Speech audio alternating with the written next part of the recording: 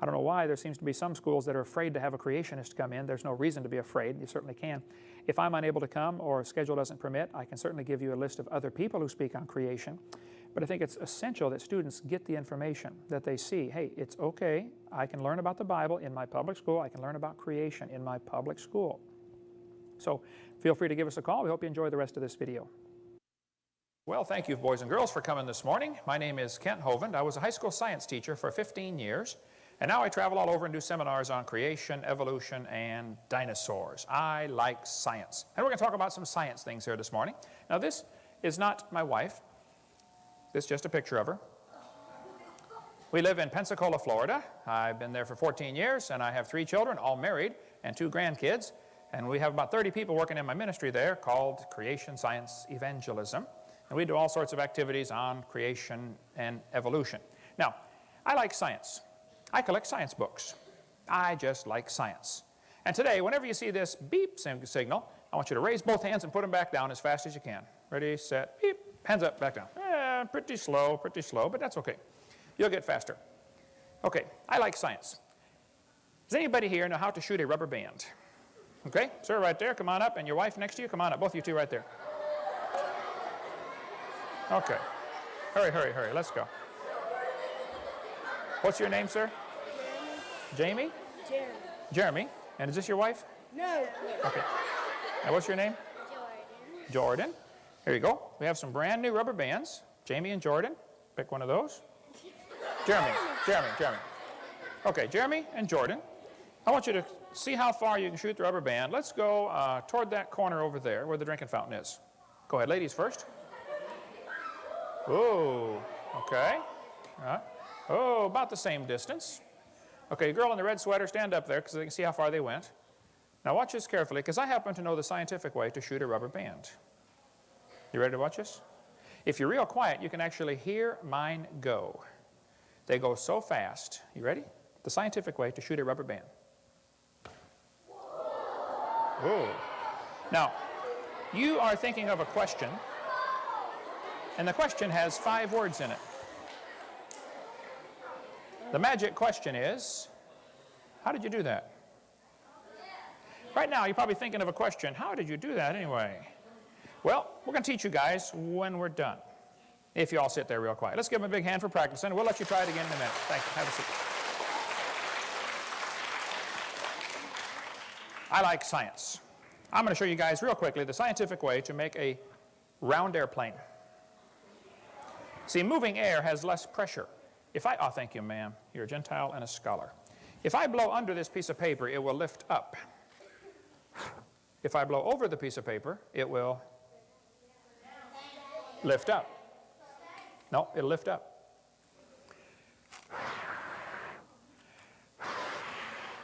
Moving air has less pressure. That's why the top of an airplane wing is curved and the bottom is straight. Air moves over the top and actually sucks the airplane off the ground. It's called lift.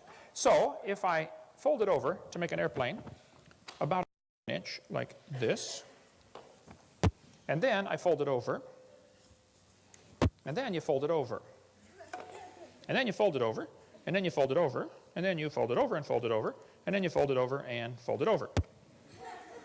And you have an airplane. You don't think that's an airplane? Well, I'll show you in just a minute now. I taught science, I like science. So we're going to take this airplane, get a small piece of adhesive bonding strip, tuck one side inside the other, and when you install the adhesive bonding strip, the sticky side goes down. That's very important. This is very serious. Now, if you add a small quantity of salivary extract to your phalanges, like this, and you throw it just like a football, you have an airplane. I told you it's an airplane. Now pay attention. All you do, throw it. Okay. Now, thank you. I like science, but science has a long history of teaching things that are wrong. And I want you guys to be good science students, and you need to understand When you're studying science, the word science means knowledge, things that we know. But sometimes it's not things that we know, it's things that we think we know. And it turns out they are wrong. You know, for a long time, the scientists used to teach people things that are just simply not true. Now, a good science student learns to look at things and say, wait a minute, maybe this is true and maybe it's not true. Let's just examine the facts, okay? For instance, they used to teach the kids for a long time that all the planets go around the Earth. That was taught for a long time, and it's wrong. They used to teach the kids, big rocks fall faster than little rocks. That was taught for 2,000 years in schools, and guess what? It's wrong. They used to teach the kids, if you're sick, you have bad blood. Take out your blood and you'll get better. Wrong. There were special places all over the country to get your blood taken out. You could tell where they were because they had a white pole with a red stripe around it. The barber was the bloodletter. And what they did was wrong, and that's how George Washington died. I like science, but I think they're teaching us a couple things today that are simply not true. For instance, most of the textbooks in school say the universe began 20 billion years ago with a big bang. I think that's one of the dumbest theories in the history of the world, but we're going to talk about it today. Anyway, textbook says 18 to 20 billion years ago there was a big bang. Okay, well, what exploded? Yeah. And then they say 4.6 billion years ago the earth cooled down and it formed a hard rocky crust. Yes, boys and girls, the earth's surface was hot and there were large pools of bubbling lava. Textbook says oceans formed as it rained on the rocks for millions of years. Oh yeah, this one says millions of years of torrential rains created great oceans, and swirling in the waters of the oceans is a bubbling broth of complex chemicals. It says progress from a complex chemical soup to a living organism is very slow. I guess it is. Doesn't even happen. That's how slow it is. This guy said the first self-replicating systems must have emerged in this organic soup. So according to some people's theory, 20 billion years ago there was a big bang, and I've got this information on the chart right here. 20 billion years ago there was a big bang. 4.6 billion years ago the earth cooled down. Then it rained on the rocks for millions of years and turned them into soup, and the soup came alive 3 billion years ago. And that first life form found somebody to marry. Oh, now there's a good trick. And something to eat, of course, and slowly evolved into everything we see today. So according to their theory, great-great-great-great-great-great-great-great-great-great-great-great-grandpa was soup. Now, I happen to believe that's a pretty dumb theory, but hey, some people believe that. That's okay. You can believe what you want. So what we're going to do is talk about how science works today, because a good science student learns to examine that maybe what I'm being taught is simply not true. And you have to always keep that in mind and say, hold it, this just might not be the case. Okay, I think it's wrong. Adolf Hitler said, if you tell a lie long enough and loud enough and often enough, the people will believe it. And we've heard this for a long time, about billions of years ago, and I think it's wrong. I think they're actually wrong today about two things. I think they're wrong about the age of the earth. The earth is not billions of years old. And there's all kinds of ways to prove that scientifically. Hey, did you know the moon is going around the earth? How many knew that already? Okay, good. Did you know as the moon goes around the earth, it's gradually getting farther and farther away? We're slowly losing the moon. It's drifting off about 3 inches every year. No big deal, nothing to worry about. Plus, nothing you can do about it anyway. But the moon is getting farther from the earth every year. Now kids, this is going to be complicated, so listen carefully. The moon gets farther from the earth every year. So that means that it used to be closer. How many can figure this out with no help? Okay, you with me now? Okay, good. Well, if you bring the moon back in closer, you start to create a problem, you see, because the moon causes the tides. It pulls the water up. Well, if the moon was closer, there's a law called the inverse square law. If you take it into 1/2 the distance, you take that 1/2, inverse it, and square it, it's 4 times the gravitational pull. What that means is a little over 1 billion years ago, the moon was whizzing around just above the surface of the earth. And here they are telling us the earth is 4.6 billion years old? I don't think so. That's just not scientifically possible. On one of my videos, we cover about an hour's worth of reasons why the earth cannot be billions of years old. It just can't be for all sorts of scientific reasons. Now, I think they're also wrong about dinosaurs. I like dinosaurs. My website is Dr. Dino. Our phone number is 479-DINO. I have dinosaurs on my tie. We like dinosaurs, okay? I think they're wrong today about dinosaurs. This guy in National Geographic says, no human being has ever seen a live dinosaur. Well, now, hold on just a minute. Does he know that, or does he think that? He thinks that. There's no way he could know that unless he talked to everybody that ever lived, right? Did he talk to you before he wrote that article? Do you think he talked to Adam and Eve? No. You can't say nobody's ever seen one. He doesn't know that. He thinks that. But it just could be that he thinks wrong. Let's talk about dinosaurs here. Oh, hands up, back down, okay? In California, 1925, this thing washed up on the beach. It was dead. People came and looked at it and said, what on earth is that? You can see the nose in the front, the head. There's his eyeball right there. Here's his neck coming down this way. The guy behind him's got a rifle just in case it moves again. People came and looked at that thing and said, wow, that's a plesiosaurus. The neck was 20 feet long. One atheist wrote me a letter one time and said, Hovind, you're so stupid. Don't you know that was a whale? I said, just exactly where is the neck on a whale? Where is the neck on a whale? The people who looked at it said it's a plesiosaurus. Now the question would be, how could a plesiosaur wash up on the beach in California in 1925 when the books are telling us they died 70 million years ago? I think somebody is wrong about something, someplace. And we're going to try to examine this today. Everybody that saw it said it was a plesiosaurus. I like dinosaurs. We have Dinosaur Adventureland in my backyard in Pensacola, Florida. You come on down and pay us a visit there in Pensacola. We have about 10,000 visitors in 2002 came. All kinds of people come to visit us at Dinosaur Adventureland. We have all kinds of rides and activities and swings and really cool stuff. We teach the kids the scientific way to shoot a rubber band, the scientific way to make a paper airplane. Not this kind, but we have another kind that goes 400 feet. Completely over your gymnasium, absolutely no problem. We have lots of activities for the kids. We make model dinosaurs, and there's lots of stuff to do. We don't have time today to cover that because I know you guys are anxious to get back to class. No? Okay. Anyway, you can come down and pay us a visit there. We have lots of dinosaurs. We have a T-Rex head sticking out of the building. Loves to eat kids that are in 4th grade. Loves them.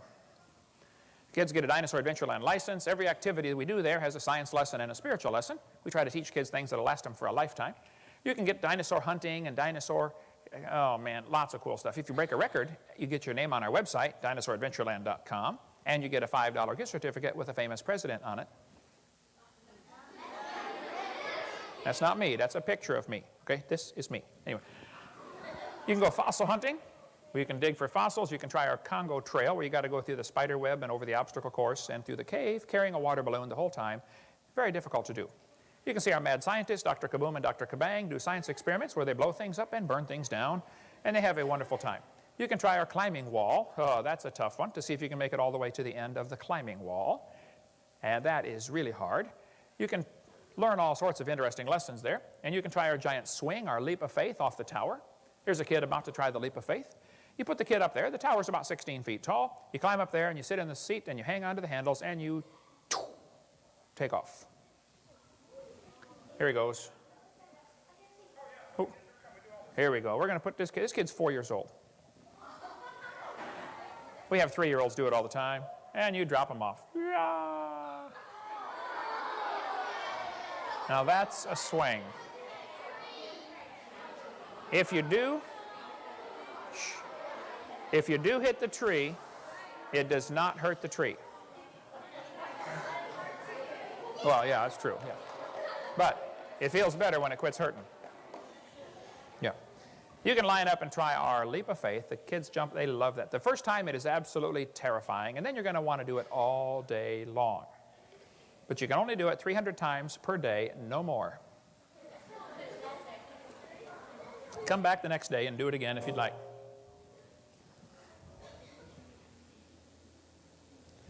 There. You can try our climbing wall, see if you can make it all the way across to the dinosaur and ring the bell. We have all kinds of things to learn. Fossils you can handle, a regular museum. All kinds of stuff on dinosaurs. You can try the swamp swing where you try to get across. We have a self-propelled merry-go-round. You turn the wheel in the middle, but it doesn't move. Instead, you do. And you go round, round, round until you puke, and then you get off, okay?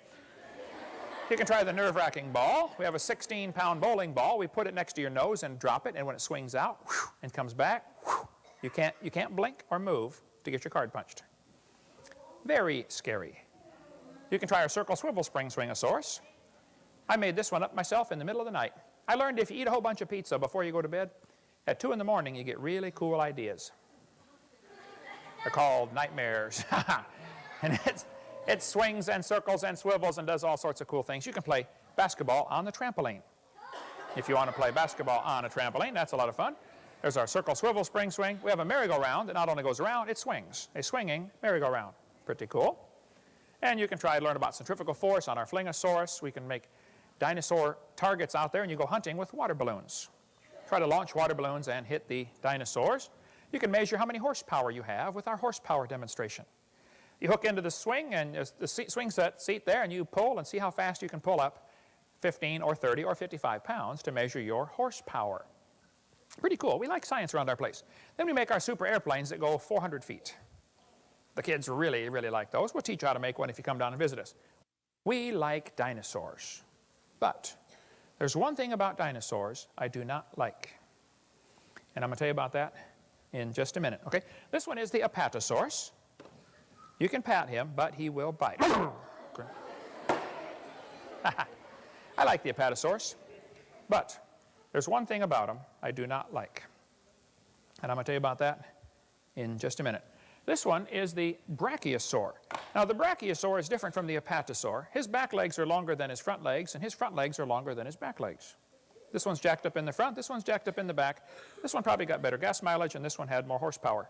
Okay, I don't know why, but there's different models made that year. Anyway, the Brachiosaurus had pretty big toe bones. This is a toe bone from a Brachiosaur. If you feel your finger, you got 3 bones in your finger. It's the second one back from a Brachiosaurus. Now, kids, this is going to be complicated, so listen carefully. The reason he had such big toe bones is because he had big toes. How many can figure this out with no help? Okay? Now, he had those big toes because he had a big foot. There's a kid taking a bath in a Brachiosaur footprint. And he had that big foot because he had a big leg to hold up. His front leg was up to the ceiling in here. That's just to the top of his front leg. His neck goes on up from there. The biggest one they ever found is found in Oklahoma. It is 60 feet to the top of the head. They say it probably weighed about 100 tons, which is equal to 14 school buses put together. That means if he was to come by and step on you, you would be deeply impressed by him.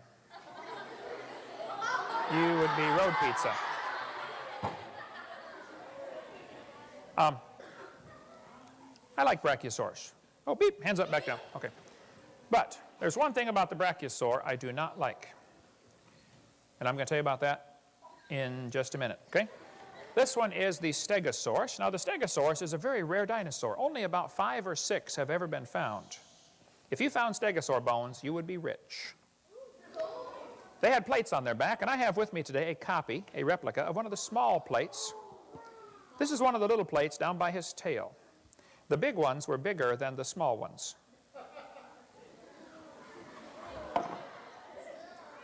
I like the Stegosaurus. He had spikes on his tail. We've got a copy of a tail spike in our museum down there in Pensacola, if you come see it. Big old spikes on his tail.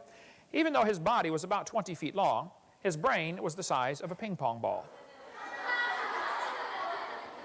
Not too smart. I like the Stegosaur, but there's one thing about him I do not like. And I'm going to tell you about that in just a minute, okay? This one is the Tyrannosaurus Rex. Unless he lives south of the Rio, then he is Tyrannosaurus Mex. He had a pretty good sized head, almost the size of a Volkswagen. This is a replica of one of his teeth. And he had big toenails. Now, his front fingernails were a little smaller than this, but they looked about the same, which means he had to be very careful when he picked his nose. If you bump him in the elbow while he's picking his nose, he'll be mad at you for 2 weeks. I like the Triceratops. I like the T-Rex, but there's one thing about him I do not like. And I'll tell you about that in just a minute. This is the Plesiosaur. The Plesiosaur had 4 flippers and a very long neck, up to 20 feet long. And when he gets a sore throat, it's a very serious problem. I like the Plesiosaur, but there's one thing about him I do not like. And I'll tell you about that in just a minute, okay? This one is the Styracosaurus. Now, kids, I've been studying dinosaurs for a long time. I cannot prove this, but I think this is probably the dinosaur that invented hairspray. I like Styracosaurus, but there's one thing about him I do not like. And I'll tell you about that in just a minute, okay? This is my Blondosaurus. And here is the Triceratops. A Triceratops had 3 horns on his face. We have in our museum a copy of a baby Triceratops horn. The biggest Triceratops horn was about 6 feet long. Pretty big. I like the Triceratops. But there's one thing about them I do not like. I'll tell you about that in just a minute. This one is the Parasaurolophus. He's having a bad hair day. I like the Parasaurolophus, but there's one thing about him I do not like. And I'll tell you about that in just a minute. And this one is Barney the Dumbosaurus.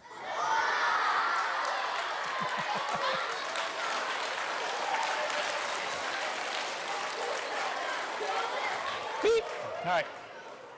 I like all the dinosaurs, but there's one thing about all the dinosaurs I just can't stand. And I'm going to tell you about that right now. The one thing about all the dinosaurs that makes me so angry, every time you go to the library and check out a book about dinosaurs, you open up to the first page, and it says, millions of years ago. Now just hold on a minute. Do they know that, or do they think that? They think that. I don't think there's any way they can know that. Whenever somebody says to me, millions of years ago, I just say, excuse me, were you there? No, they weren't there. But all the books are going to tell you dinosaurs lived millions of years ago. I just don't think that's a scientific fact. That might be somebody's theory, it might be somebody's wild idea, but I think there's a much better theory to explain the dinosaurs. Now, here's the way science works. I'm going to give you my theory, and then you're supposed to try to prove it's wrong. Anybody can make up a theory, and then other scientists try to prove it's wrong. Okay, fair enough? I'm going to present my theory about dinosaurs, and then you can, after we're done here, say, Mr. Hovind, I think you're wrong because of, and you give me your scientific evidence why I'm wrong. Fair enough? Here goes my theory. Now pay attention. I believe the world was created in 6 days about 6,000 years ago. I don't think it's millions of years old. And then I think 4,400 years ago there was a giant flood that completely destroyed the world. A guy named Noah built a big boat and saved all the critters on board. Now, before that flood came, things were very different. From the creation up until the flood, people lived to be really, really old, like over 900 years old. Adam was 930 when he died. Now, during this time, when people are living to be really, really old, strange things would happen to the reptiles, because reptiles never stop growing. You know, reptiles grow all their life. They never stop. You're going to stop growing. When you're 16 or 18, you're going to quit growing, at least vertically. Reptiles never stop growing. Now tell me, what would happen to a reptile if you let him live in the Garden of Eden and live to be 900 years old? Get really big. I think dinosaurs did not live millions of years ago. I think they were big lizards that lived in the Garden of Eden with Adam and Eve. Big lizards. And then, to top it off, I think Noah took dinosaurs on the ark. You say, oh, come on now, just hold on a minute. I'm going to give you my theory, and then you're going to try to prove I'm wrong. Here's my theory. I think he took dinosaurs on the ark. You say, come on, dinosaurs are kind of big, aren't they? Well, the big ones were big, but the little ones were little. And Noah was 600 years old when he went on that boat. I bet he was smart enough to figure out you don't have to bring the biggest ones you can find. You bring 2 babies. Just be sure to get a pink one and a blue one. That'll be important later, okay? There's all kinds of reasons for bringing babies on the ark. That's just common sense, okay? We cover that on our video number 3. And then, after that flood was over, the world changed quite a bit. People didn't live to be 900 anymore. They only lived to be 400 years old, and then down to 200, and then down to 100. And today, hardly anybody makes it to 100. Actually, lifespans of people got real short back just 1,000 years ago, called the Dark Ages. I mean, they were only living to be 30, 40, 50 years old, and they died, most of them. Some lived to be 100 still, but generally, lifespans were pretty short. And now they've improved in the last, few centuries. That's because of better medicine, better diet, stuff like that. Not at all because of evolution. We're just, better nutrition. So I think they were living 900 years before the flood, and then it dropped off to 400, and then 200, and then 100, and, not many make it to 100 today, but a few do. And this, of course, affected the reptiles. The dinosaurs that got off the ark faced a whole different world. They simply couldn't live to be 900 anymore, so they couldn't get as big. They actually had two problems. People were killing them. They called them dragons. Let me just tell you my theory, and then you prove I'm wrong, okay? I don't think they were called dinosaurs because the word dinosaur wasn't even made up till 1841. How could they call them a name that didn't exist? They called them dragons, and all through history there are thousands of stories of people killing dragons. Beep, back. Lots of stories of people killing dragons. And as the population of people began to grow after the flood, the population of dragons began to go down because nobody wants to live next door to a dragon. Same thing happened right here in this county. How many grizzly bears are roaming loose in the woods right now in this county? 0. How many were there 500 years ago? Probably thousands of them, right? Well, what happened? Well, you see, folks, when people move into an area and civilize it, the big ferocious animals are driven off or killed off. Nobody wants to live next door to a grizzly bear.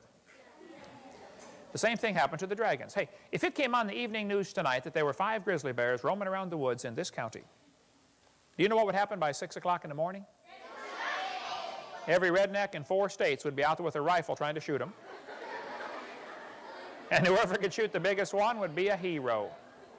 They'd have his picture in the paper. Hey, Bubba shot the grizzly bear and saved the village.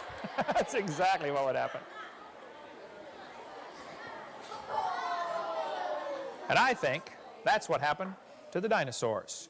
I think people killed most of them. They called them dragons. I'm just giving you my theory now, and then you're going to prove I'm wrong, okay? They called them dragons. Do you know there are dinosaurs and dragons found on ancient pottery and ancient artwork? There's an old brick wall from Babylon, shows dragons on it from 600 BC. That brick wall was built way back here, 600 years before Christ. How did they know about dragons in 600 BC? Alexander the Great conquered part of India in 300 BC, and he said his soldiers were scared by dragons when they conquered some of the cities. This Roman mosaic was made 200 years after Christ, and it shows long-necked dinosaurs on it. Now here they are telling us nobody's ever seen one. Well, explain these. Gilgamesh is famous for slaying a dragon. St. George is famous for slaying a dragon. Beowulf slew dragons, 2 of them, and then the third one killed him. Tried to kill a third dragon, and he killed the dragon, and the dragon killed him. They both died from the injuries from the fight. You ought to try to read the Beowulf story in Old English. Ugh, good luck. That's English from 1,500 years ago. When they translate the story to modern English, the story says, Beowulf killed Grendel the dragon by pulling off one of its arms, and the creature bled to death. Strange story. So, to me, the way I look at this, I don't see a problem. I think probably he really did kill a dragon. I think there were a few small dinosaurs still alive in 500 AD when Beowulf lived. Actually, I think they've lived all through history. If you look around, there are dragon stories from countries all over the world. Ancient pottery sometimes shows dinosaurs on it. How did they know to put those on there? Here's a piece of pottery from the first dynasty of Egypt showing 2 long-necked dinosaurs. This guy says nobody's ever seen one. Does he know that, or does he think that? He thinks that. And I think that he thinks wrong. Here's another one showing 2 long-necked dinosaurs holding a sheep between their mouths. Well, all you got to do is look around and you start seeing dragon legends all over the place. Now, maybe some of them are, made up or stretched a little bit, but hey, they must have something to it. Here's a Russian medallion with a guy killing a dragon. Bulgarian postage stamp here shows a man killing a dragon. An Irish writer said they killed a dragon with iron nails on its tail. Stegosaurus certainly had like iron nails on his tail. The Vikings have legends of people killing dragons. They called him the Kraken, the great dragon of the sea. The famous Norwegian hero Siegfried slew the dragon Fafnir about 1,000 years ago. Marco Polo went to China and lived there for 17 years. When he came back, he told everybody the emperor in China is raising dragons to pull his chariots in parades. Well, now, hold on a minute. Why would he say something like that? I have a theory about that. I think he said that because the emperor was raising dragons to pull chariots in his parades. I think there were still a few alive in 1200 AD when Marco Polo went to China. There probably weren't very many, and they probably were getting pretty small by now, but I think there were a few still around. Then, dinosaurs have always lived with man. In Italy, just 400 years ago, a man killed a small dinosaur that was bothering his cows. He smacked it on the head with broke its neck. They had it stuffed and mounted for a museum display, probably a Tanystropheus from the description. We could go all day on dinosaurs, but I know you guys are anxious to get back to class. No! Did you know, when they first went down through the Grand Canyon, they found carvings of dinosaurs on the walls of the Grand Canyon. The Indians hunted dinosaurs and carved their pictures on the walls. Here they are telling us nobody's ever seen one. Well, how did they know to carve their pictures on the walls of the Grand Canyon? There's a painting in Australia of a native running away from a dinosaur. Nobody's ever seen one? He doesn't know that. He thinks that. Down in Peru, they've got the driest desert in the world. They found some stones down there with dinosaurs and people together carved on them. These stones were made over 2,000 years ago.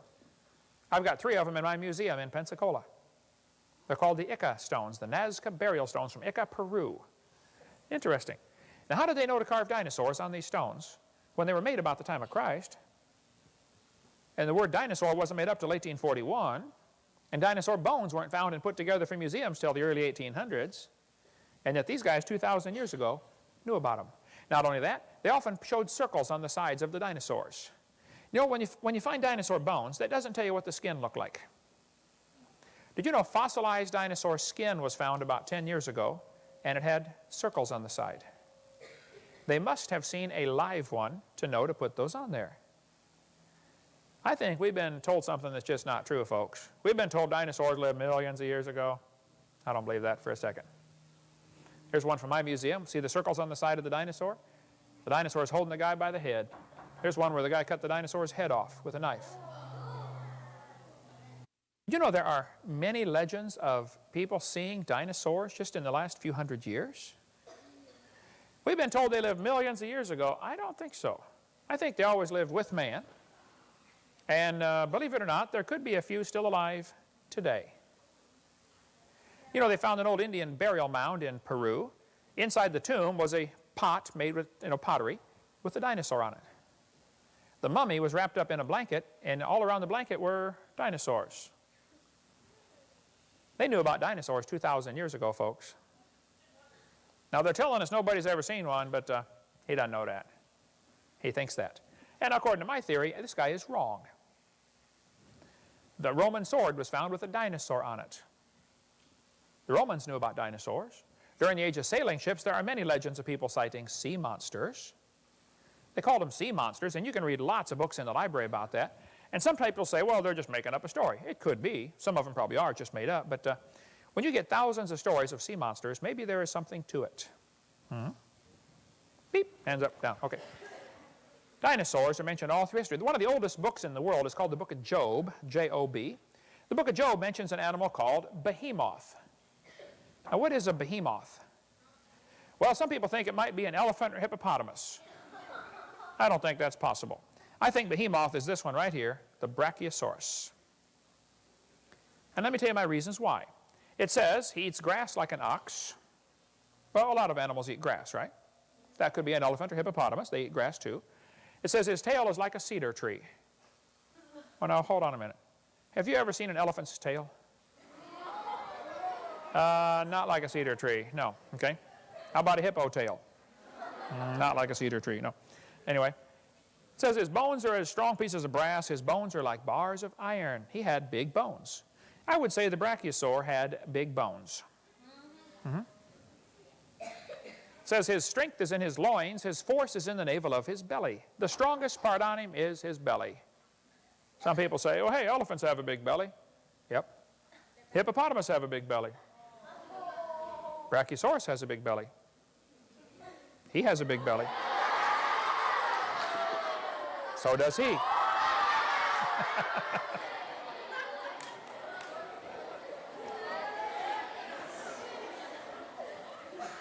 The book of Job tells us he lies under the shady trees in the covert of the reed and fens. Now, the word fens is an old English word that means the swamp. So this animal, behemoth, whatever it is, lives in the swamp. Well, the biggest swamp in the world happens to be in the middle of Africa. That swamp is gigantic. There's what it looks like next to the entire United States. That swamp is huge, bigger than the entire state of Mississippi. Same size as Florida, 55,000 square miles. Did you know there have been reports out of that swamp in the last 100 years of dinosaurs still living? In 1910, some scientists were in that swamp and said, hey, they called it a brontosaurus back then, still alive. They found out later they got the wrong name for it. In 1948, Saturday Evening Post, some scientists went in there and said, there are dinosaurs still alive in that swamp. In 1980, some scientists from University of Chicago went there, and the natives kept talking about an animal they called Mokele mbembe. And he said, what is a Mokele mbembe? And they drew a picture of that right there. And the scientists said, fellas, that's a dinosaur. They've been dead for 70 million years. And the natives said, well, we're sorry. We didn't know about that. All we know is we see them out there once in a while when we're fishing. So they'd never been to school to get taught that dinosaurs lived millions of years ago. All they knew is, hey, we see them once in a while, okay? Now, they're not very big. They're only about 20 feet long, and they're long neck and long tail. Their body's about the size of a hippo, is what the natives say, but they have a very long neck. And they're vegetarian. They won't eat you, but they will kill you. They don't like anybody coming near their territory. Lots of folks have gone in there and claimed that they saw this creature called Mokele mbembe.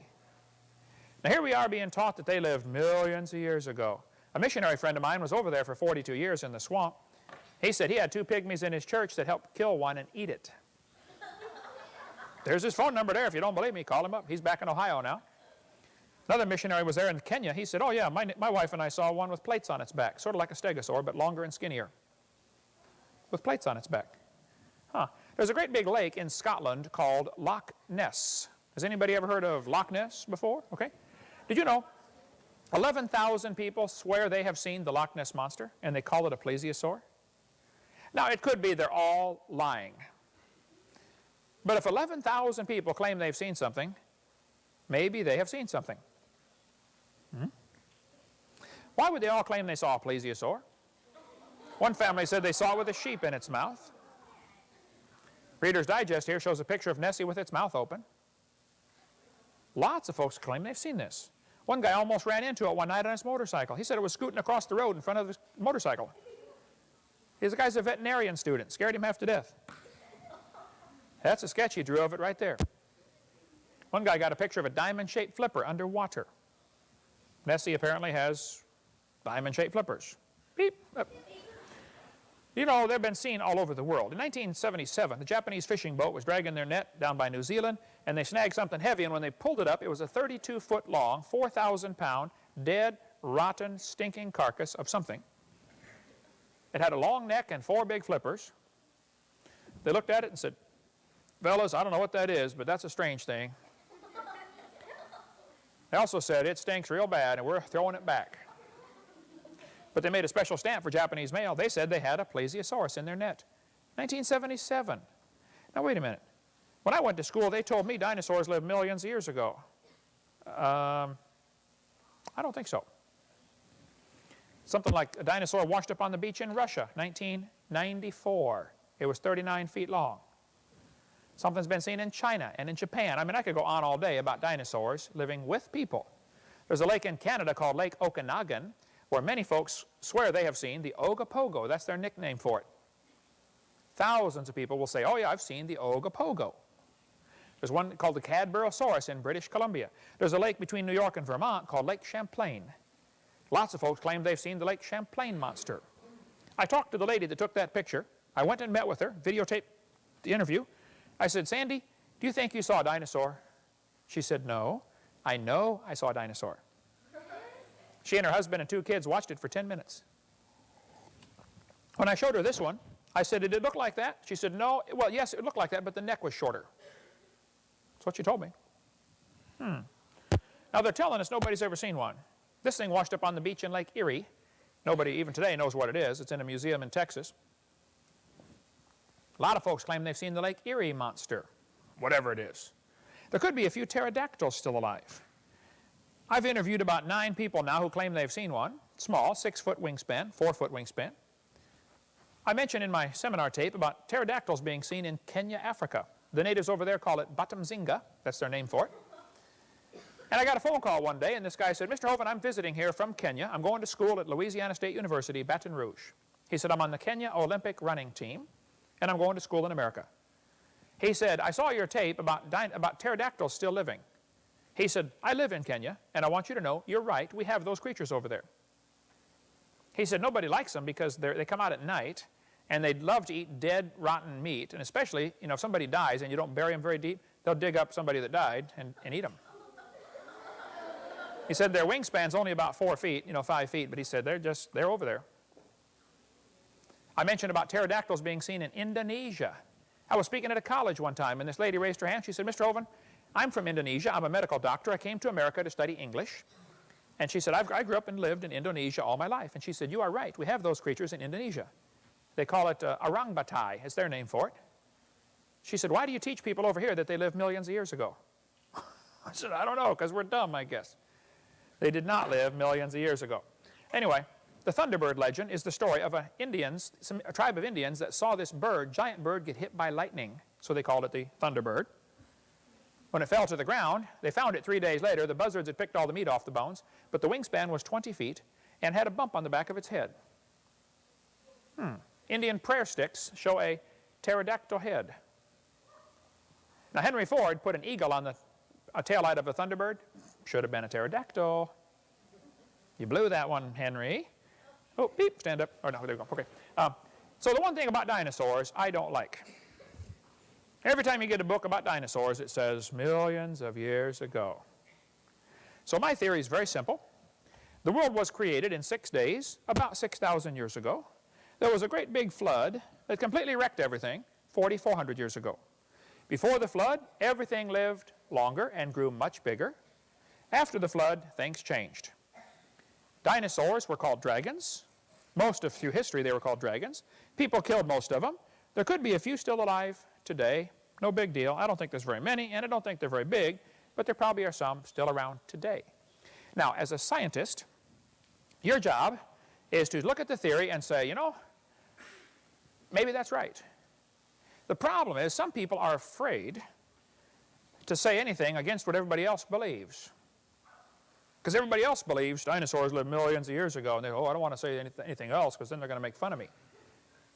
I don't think it's possible that they lived millions of years ago. So, that's my theory. Your job is to prove I'm wrong. If you're a scientist, you want to be a scientist? Okay, say, Mr. Hovind, I think you're wrong because I'd like to hear why. I've been studying this for a long time, folks. I think I got the right theory. I think we've been told something that's not true. I was taught all through school. Man used to have a tail, but he lost it because he didn't need it. I thought, didn't need it? Have you ever thought how handy a tail would be? Did you ever come to the door with 2 sacks of groceries? Man, you can grab that door and open it right up and walk right in. Lost it because we didn't need it. Come on. That's a bunch of baloney. Anyway, you teachers, if you'd like to get, I have all kinds of videos on creation, evolution, and dinosaurs. You can get a catalog only for the teachers, please. I've only just got a few left. And I told you I'd show you the scientific way to shoot an airplane, shoot a rubber band, right? Now, are you sure you want to learn this? Okay.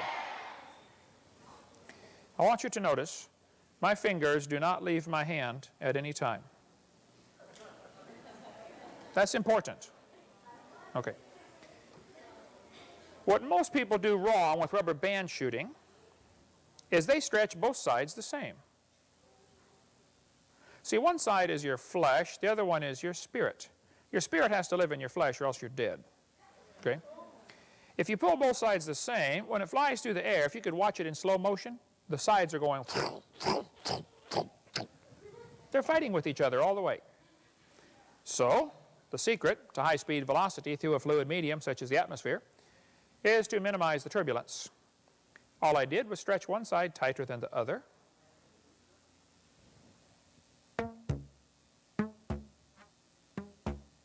One side's tight. When I let go, it's going to spin through the air. The spirit leads the flesh.